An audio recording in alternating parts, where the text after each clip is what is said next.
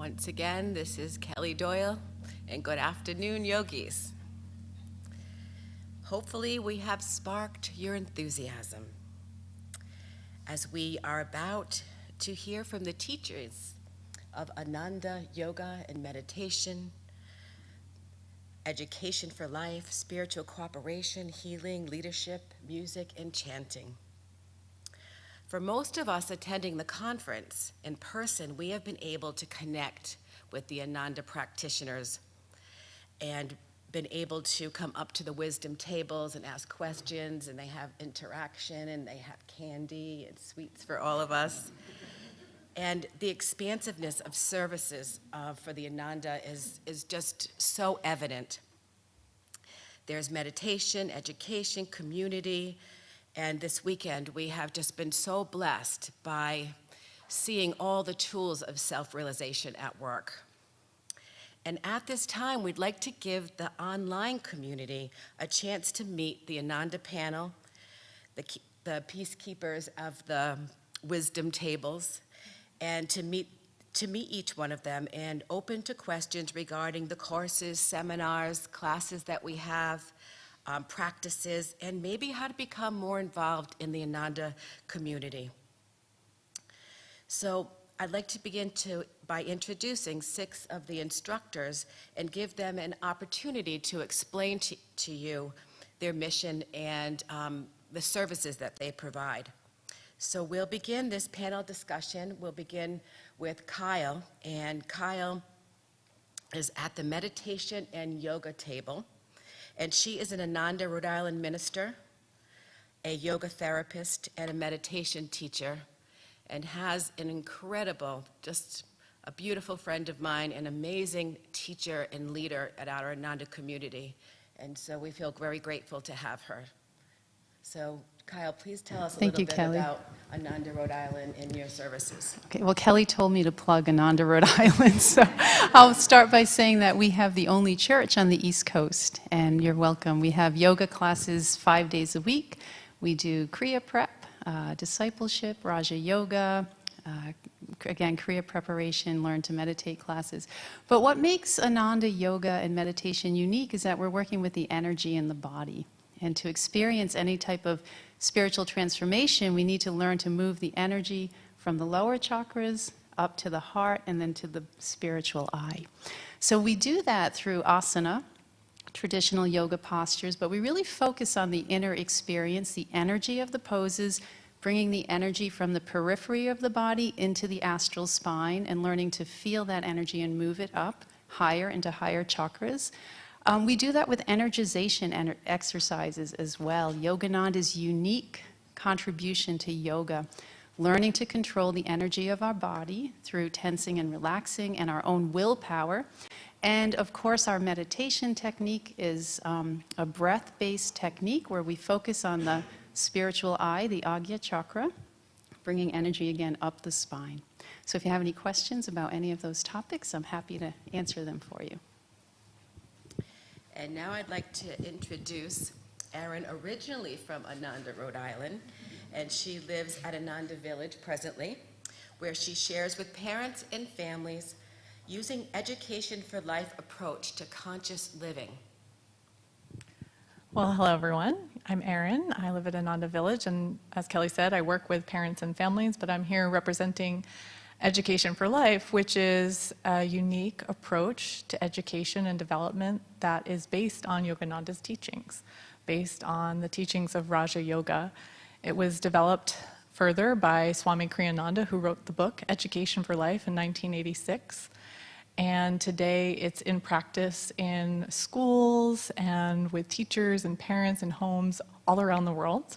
And I'd be happy to share more with you about that if you have questions.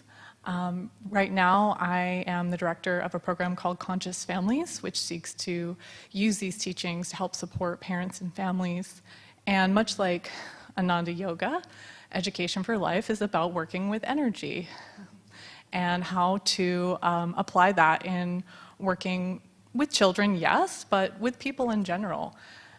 Swami Kriyananda said that the goal of education is maturity. And he defined maturity as the ability to relate appropriately to realities other than one's own. So there's a lot in there. It's a lot to think about.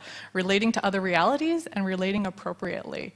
And so in our schools and with the parents that I work with, we're always working with that in different ways through developing self-awareness and learning to work with consciousness. So I'm happy to answer any questions that people have. Thank you, Erin. And from Spiritual Cooperative Community, we have Shama, who has an impressive online presence, and she lives at Ananda Village, and she works mostly with people that are interested in community living and in the consciousness that comes with it. Thank you, Kelly.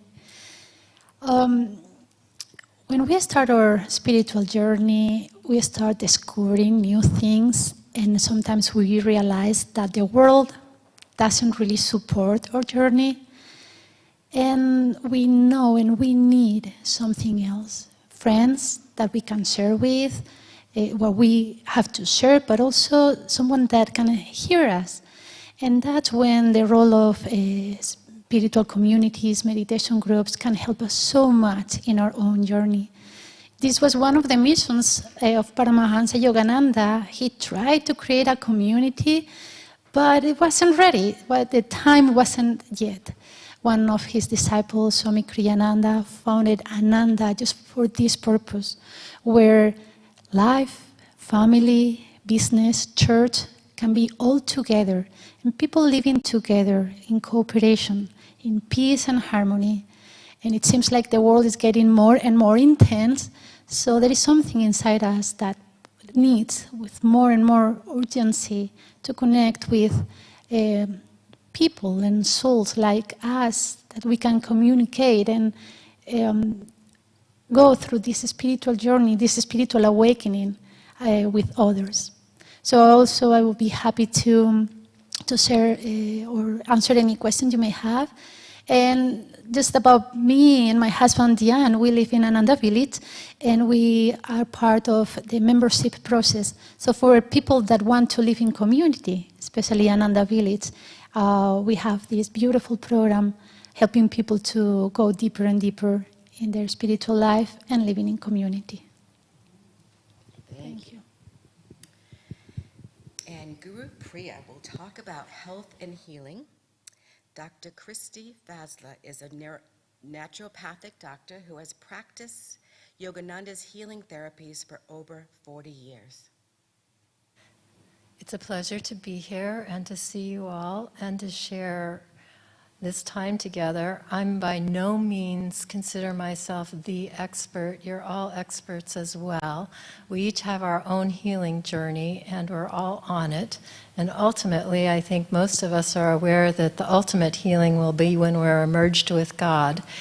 And for all those times and those challenges along the way that we have with our health, with our healing, physical, mental, spiritual, Yoganandaji and Swamiji gave us precepts, books, writings, principles that are universal, and I try to apply them in my own, I do apply them in my own life, and I try to educate and empower others so they can achieve their highest health, and whether they know it or not, that the goal is to merge with God, to help. Precepts that we all read in the books of Yogananda that we aspire to, we do become a leader in our community. And I think if there's one thing I could convey right now, it's that you are a leader in your community. It doesn't mean that you have to be on a stage to be considered a leader. And also that, you know, I think purpose comes from us being calm within ourselves and listening and tuning in to what needs to happen in the moment. So let's explore that together tonight and discover what it is that we have to share, what creative insights we can offer each other, what ways that we can uplift each other's consciousness and start to bring in a source of light into this world. And I feel really optimistic seeing all these beautiful souls out here smiling and eager and receptive So please send us your questions, our online friends. We want to connect with you and see what's happening in your heart and how we can speak to that. Okay. Blessings. And now on music and chanting, Dambara has been singing and sharing Ananda music since 1987. If you watch him when he plays, he has this beautiful smile that looks like such joy coming across his face. And remember, Paramahansa Yogananda said, joy is everything. Thanks, Kelly. You know how much music meant to you when you were a teenager? And it was just so meaningful to you. And, you know, people could be pulling you this way and that way, but your music. And then Steve Jobs, you know, and got your iTunes, and it's available to everybody, and now we can just pick anything we want. But music just speaks to us. Ananda teachers sometimes not bemoan, but they just laugh at the fact that, like Asha, for example, can speak expertly for an hour and a half. But sometimes, and Swami Kriyananda used to say this too, what people remember was the music at the first. And he goes, you know, what did I say? Well, I don't remember, but the music was really good. But that's because it's the same vibration, and somehow music goes past our brain and goes right into our heart, right into our soul. And there's something about Ananda music, well, what it is, it's Kriyananda tuning into Yogananda that was tuning into the vibration of God and wanting to share that with others. You know, Lord, give me thyself, and that I may give thee to all. So that's what the music does. It's just the highest vibration that I know personally. I just love it. I love to share it. But the reason is it's the highest vibration I know that reminds me of all these things that make me so happy.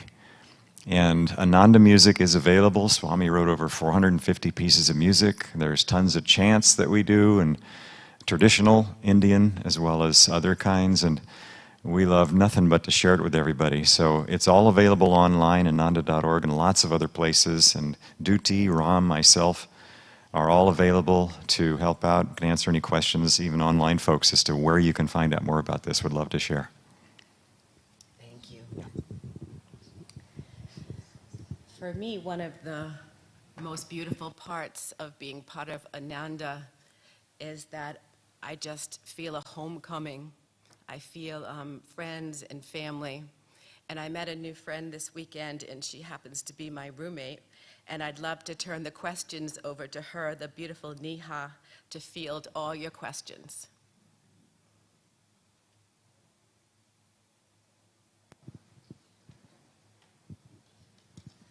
So we don't actually have any online yet, which I'm hoping will come pouring in soon. But I have a question for, well, anyone who would care to answer it. Maybe more than one person would like to answer it.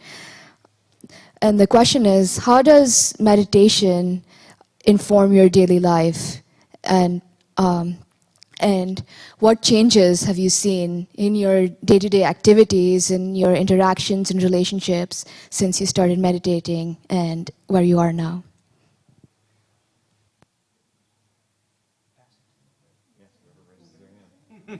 Yeah, I can start. Is this one on? Okay. Yeah, I can start with that. I would say that since I've started meditating, I've become much less reactive. And it's something not to be taken for granted, because that's where the bondage is for us. When we encounter a situation, and instead of being able to rise to the moment and choose how we want to respond, which is, you know, if we're on the spiritual path or aspiring to more virtuous qualities in our lives, that's to rise up. And if we're just reacting, we're replaying what's happening, what we chose to do before. And so for me, meditation has been a journey of taking a step back, taking a deep breath, letting the moment unfold, and just seeing what needs to happen in that moment, being receptive and calm. And I think with that spaciousness, you can really transform your life. And that's the floodgate through which all the wonderful qualities that we see in others that we aspire to, where it flows through, of love and joy, of kindness, of confidence, courage, all the qualities. It starts with cultivating that calm center. I'd like to say that I feel in myself that meditation has really helped me to get out of my own way. So what that means is, when I think back, and I think anybody who has actually lived in spiritual community and we've all seen each other grow and evolve and develop, we can all say we're becoming more of our true self. And what that means is all those little things that held us back, those little shadows that perhaps Asha was calling them earlier today, the light is shining through and they're no longer shadows. And ultimately, the goal, of course, is to just be perfect light, perfect joy, perfect peace. And meditation is one of those tools that allows us to have that experience, along with the music, and along with community, and along with all the joy that we experience in friendships and satsang together. And without the meditation, though, without that stillness and that divine contact, it's superficial, and we have to have that soul contact to make it real. Otherwise, there's something that's not quite holding it all together, that's not helping us to feel our union, truly our union with everything and everyone. So that's what I will say. And when I look back to who I was 40 years ago, I can say meditation has helped me very much to experience everything as light and love and God. I can say, as many probably of you, that meditation changed my life. I will say that something that I really treasure is learning to trust and to go with the flow. Sometimes we may have a plan how things should be, how the day will be, and when I don't meditate, doesn't matter how many plans or not I do have, but when meditation is there, it doesn't matter what happened, there is always a way. It's like doors open, things unfold in front of you. A lot of challenge will come, but the solution is right there. And through meditation, I've been able just to calm the mind, calm the heart, and just being in tune with what is trying to happen. Also, something very beautiful is about relating with others, because sometimes we get in our own world and we think we understand other people, but sometimes we don't. And through meditation, it gives us that space that helps us to connect heart to heart and to understand other people's reality. And I think I'm a better friend nowadays. I can definitely attest to that. You're a good friend. Yeah. I just want to speak to a little bit in terms of, where I'm coming from with Education for Life and how important meditation is in working with children, but really working with people. Children are people, and working with others. I talked about, and Kyle talked a little bit about, you're working with your energy when we're practicing yoga, when we're practicing meditation. And that's what we're trying to do, also being aware of our energy and working with our energy when we're relating to others. And so meditation really gives us that opportunity to practice that, to be aware of our own energy. And I've noticed this, you get to really have a direct experience of how much meditation is working when you work with other people, especially when you work with children, because they're a perfect mirror for where your consciousness and your energy is at. Everyone is, but children especially so. They have much less of a filter. And so they really show you how calm and centered you are or are not. There were days, when I maybe didn't dedicate as much time to my meditation practice, and as Shama was saying, no matter how many plans you have, things just don't seem to go. Some things just don't seem to flow. And rather than trying to work with, the external circumstances, right? Really learning to work with the internal circumstances and getting that right, everything else flows from that. So that's really what I've learned, not just learned, but experienced through my meditation practice, and it's available for all of you to experience as well, which is the beautiful thing. Ditto.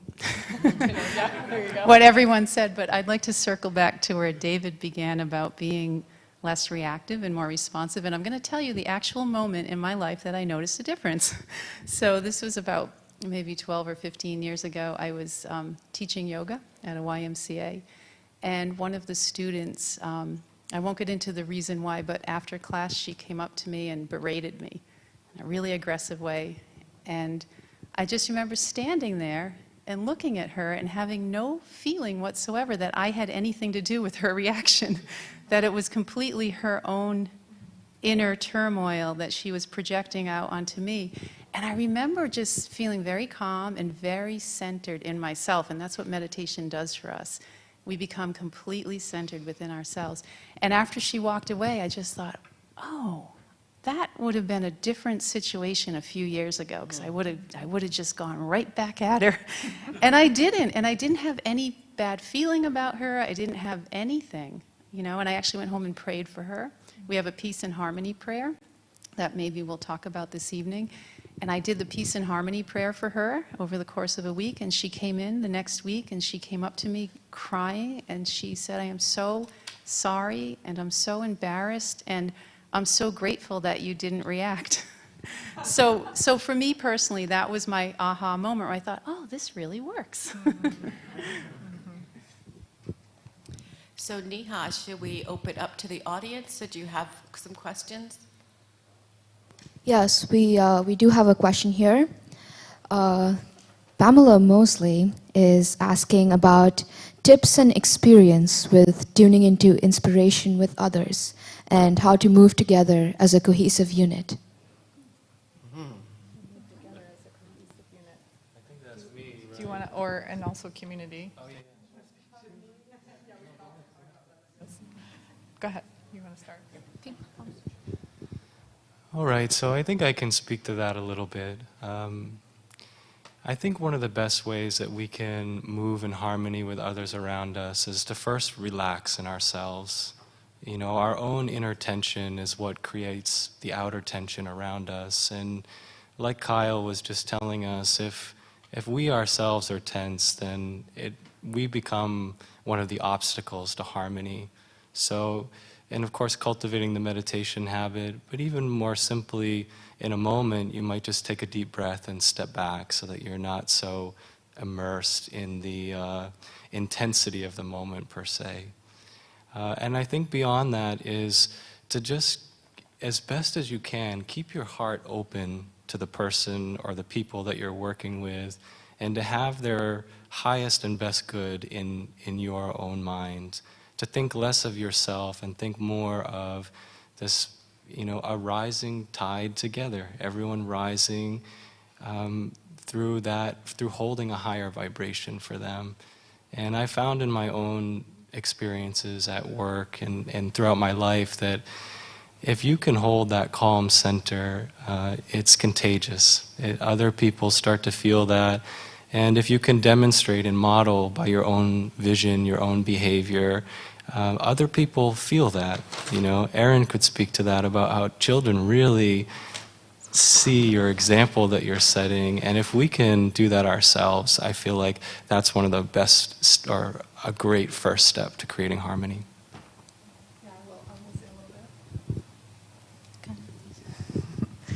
Yeah, I think in Education for Life, one of the things that we try to work with is working with strengths. And those of you who have visited my table, I've talked to you a little bit about this. You know, we're all a combination of different aspects, body, feeling, will, and intellect, but we also all have certain strengths. And when we're working with others, it's helpful to try and tune into what are the other person's strengths, because so often it's natural for us to see what their weaknesses are, and sometimes to focus on that, or even with ourselves, right? And so just to tune into what those strengths are.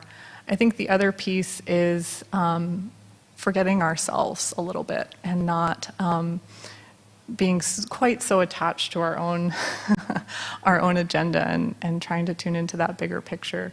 Do you want to share a little bit, Shama, too? Sure. Yeah. Thank you. There is two elements that we practice in community all the time. One is meditate together, because this is going to, in a subtle ways, connect us. And the other is to serve together, to have a project together, to maybe work together. And again, we do that every day. And at Anna Village, different departments, different areas, you can see there is a special connection with those that work together, that meditate in the morning together, maybe a little meditation before start the day. And that connects us in a subtle way that we don't understand with this, but there is a connection that synchronizes us, and that helps us to move forward.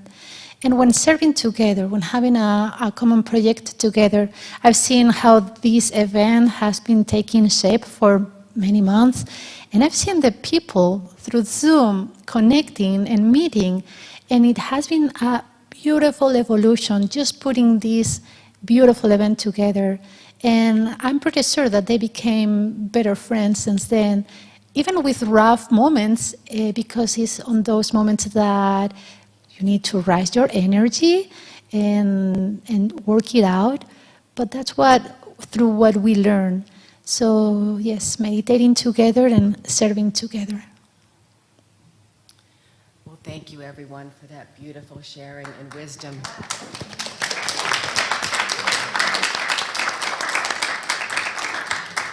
We have a 5-minute break, and Usher will have a question and answer period at 4 p.m. to look forward to. Thank you, everyone.